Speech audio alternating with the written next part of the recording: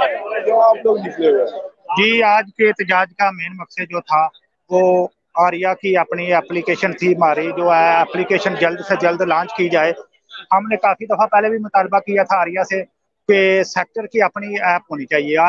आजकल जो है डिजिटल सिस्टम है, हर चीज़ जो है डिजिटल है, और इसके लिए जो है सेक्टर की अपनी ऐप होना बहुत ज़रूरी है। और आप देख लें दूसरी तरफ जो है माई टैक्सी है, जो है फ्री नो, पहले वो उनका बिहेवियर क्या था हमारे साथ, जब जैसे हम कहते थे वैसे करते थे। आज जब वो फेमस हो गई है तो जैसे वो कह रहे हैं, जो जो वो कह रहे हैं हमें करना पड़ रहा है।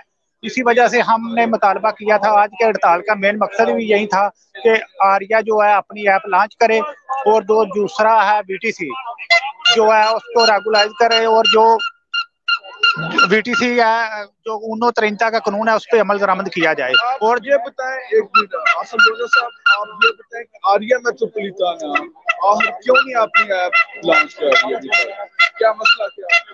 जी, मसला इससे पहले भी हमने तकरीबन 4-5 दफा उनसे मुतालबा किया था, मैनिफेस्टेशन भी की थी, और यही कहा था, यही कह रहे हैं, बहाने बना रहे हैं, इस महीने नहीं अगले महीने लॉन्च हो जाएगी। टेक्निकल वजूहात हैं, टेक्निकल वजूहात की वजह से लॉन्च नहीं हो रही। ज्यादा पैसे लगते हैं एप्लीकेशन बनाने में। हमने देखा कि जिन लोगों ने एप्लीकेशन स्टार्ट की है उन्होंने with in a month application बना ली है।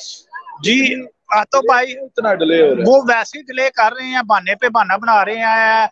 इस दफा ये टेक्निकल प्रॉब्लम आ रही है, पैसों की कमी नहीं है। आप देखें, जब भी हमारा कोई भी लाइसेंस जो है ट्रांसफर होता है वो 3500-3600 यूरो तासा देते हैं।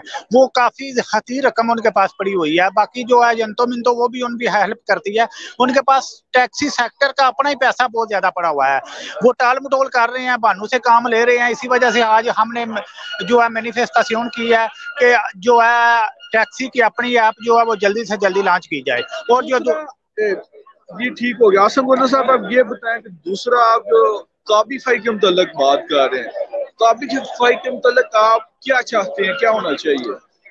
जी, काबीफाई के मतलब हम सबसे यही चाहते हैं कि जो 2022 में जो लाइसेंस की उनकी खत्म हो रहे हैं उनको दोबारा रेनोवर न किया जाए। दूसरा जो स्टिकर लगे हुए हैं, 2 छुट्टियां हैं उनकी हफ्ते में, उस पर भी कोई अमल दरामद नहीं किया जा रहा। कुछ क्या वजह है कि दो छुट्टियां उनकी, उस पर अमल दरामद क्यों नहीं हो रहा? उसके पीछे क्या रीजन हो सकती है?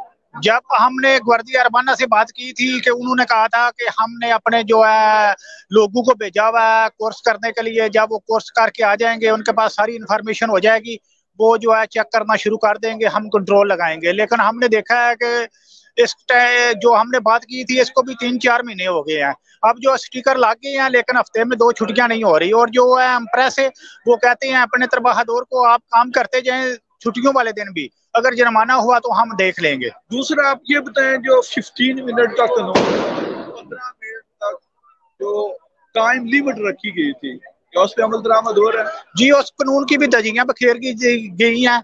उस कानून के भी कोई कानून पे कोई अमल दरामद नहीं हो रहा, बिल्कुल जीरो। और ग्वार्दिया अरबाना जो है इसको बिल्कुल इस पे अमल कराने में बिल्कुल नाकाम हो चुकी है।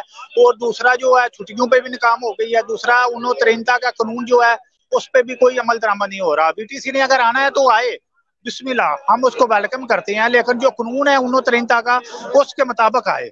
ये नहीं है कि उन्नो 6 हो जाए या 7 हो जाए, नहीं, 33 का जो कानून है उसके मुताबिक आए।